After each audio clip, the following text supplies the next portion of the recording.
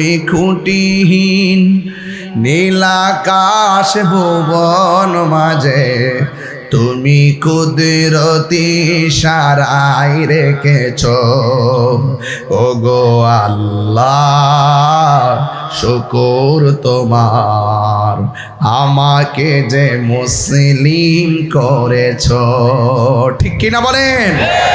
মুসলমান হওয়ার কারণে আল্লাহকে দুই জানি না, এক জানি।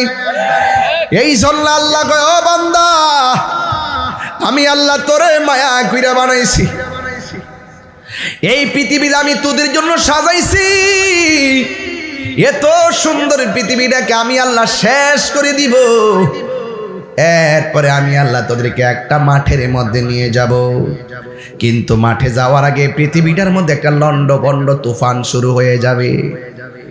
আল্লাহর হাবিবকে সাহাবারা প্রশ্ন করে, ইয়া রাসূলুল্লাহ, আমরা শুনেছি কিয়ামতের পূর্বে দাজ্জাল আসবে, আপনি বলেছেন দাজ্জাল আসবে, এই দাজ্জালের আক্রমণ থেকে আমরা বাঁচবো কিভাবে?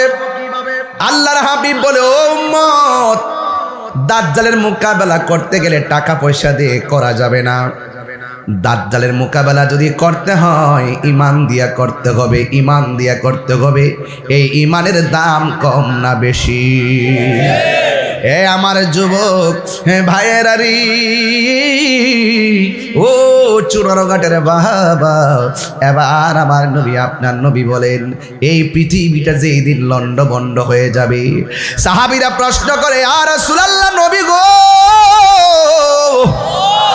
ও মায়ার নবী, কিয়ামত যেদিন লন্ডভন্ড হবে, ভয়াবহ তুফান শুরু হয়ে যাবে, ওই মুসিবতের সময় ইমানদাররা কি মুসিবতে পড়বে নাকি? আমার নবী বলেন, না রে না, ইমানদারের হাতের বগলের নিচে